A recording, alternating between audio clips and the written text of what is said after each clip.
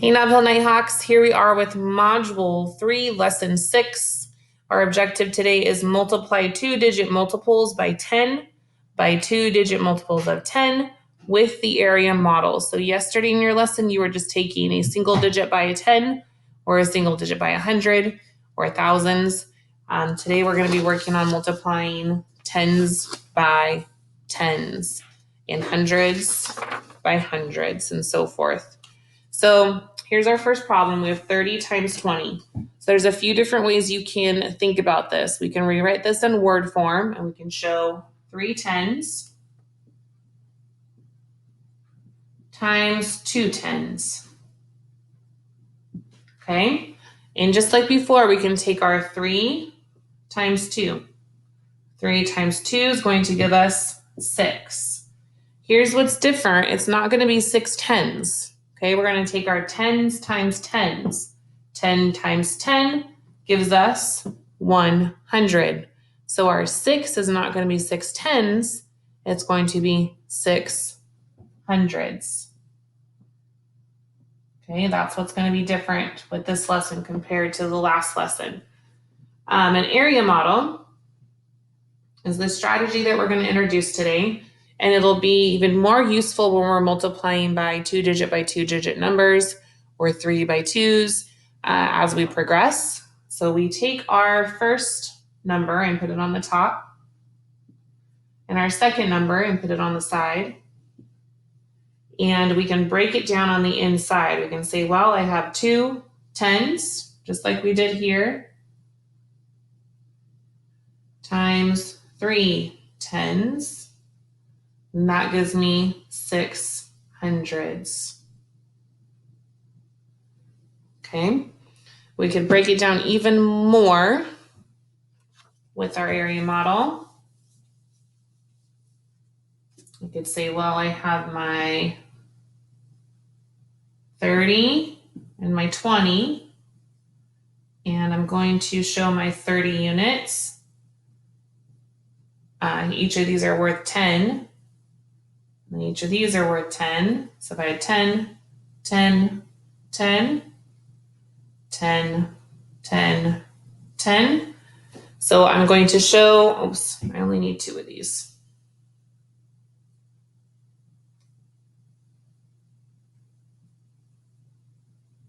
There we go. 10. So each of these across the top are worth 10. Each of my sides are worth 10. So whatever's on top and whatever's on the side, we multiply. So 10 times 10 gives me 100. 10 times 10, so you can kind of see the pattern. Each of these units are going to equal 100, and we have 6 of them total. So 20 times 30 is equal to 600.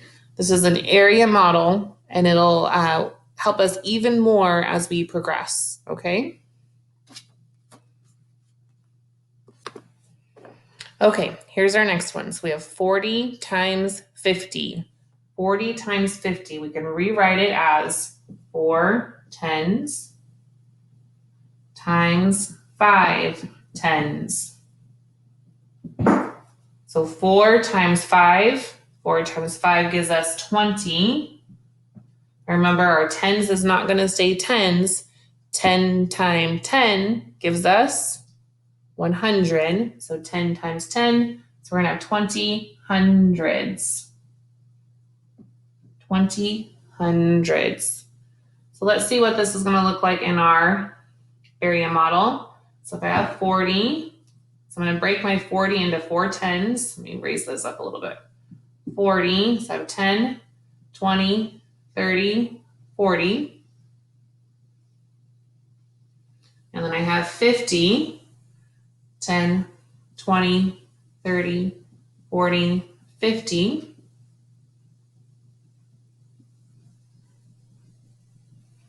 And then I know that each of these boxes is going to be equal to what?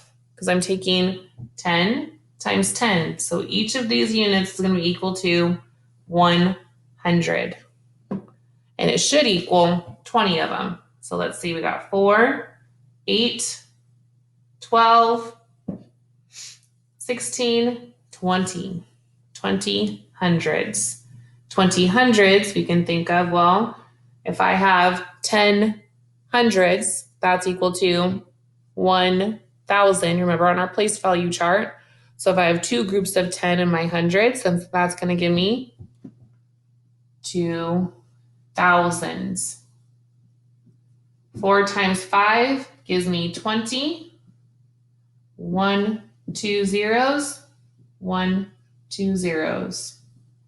It's kind of another little trick I like to use when we're multiplying by tens. Think of your first digit, gave us 20. I'm adding 2 zeros because those are worth tens into my answer, which gives us 2,000. Okay, we'll do another one together. All right, here's our next one. It's 60 times 20. So we have 6 tens times 2 tens. 6 times 2 gives us 12. 10 times 10, that's going to bump us over into our hundreds place value. So 10 times 10 is going to give us hundreds. So it's going to be 12 hundreds. 6 times 2 is equal to 12. 1, 2 zeros. 1, 2 zeros. 12 hundreds. 12 looks like a Z.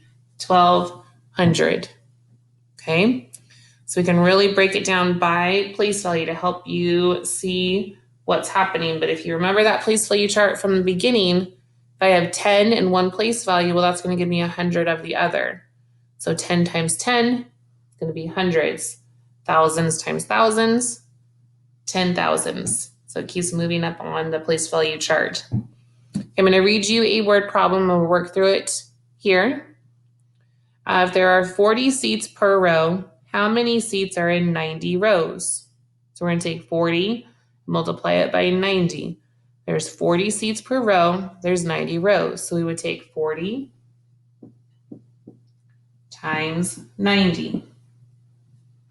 Well, I have 4 tens times 9 tens. Your basic facts, when you break it apart like that, it becomes a basic facts multiplication problem. So 4 times 9 gives us 36. 36. 10 times 10 gives us hundreds. So it's going to be 36 hundreds. So 4 times 9 is equal to 36, 1, 2 zeros, 1, 2 zeros, 3,600, 3,600. Okay, we'll do one more together. Be a little bit shorter video.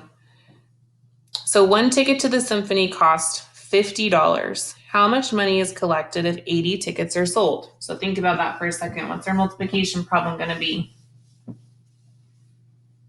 If one of the tickets is $50 and they sold and they collected 80 tickets, how much money did they collect? So we're going to take 50 times 80. 5 tens times 8 tens. 5 times 8, what's 5 times 8? I'll let you think. 5 times 8 gives us 40. 10 times 10 gives us 100. So it's going to be 40 hundreds. 5 times 8 is 40. 1, 2, 1, 2. So 40 hundreds is equal to 4,000. Remember, if I had 4 groups of 10 in my hundreds, that's going to equal to 4,000. Okay. Okay. So we'll keep working on this with this week. As we go, we'll be working with more multiplication, larger numbers. And the area model is going to be one of our strategies that's really going to come into play. So keep watching for that. Good Good work today. If you have any questions, remember to comment below, and we'll be reviewing this in small groups this week. Good job today. Have a good day.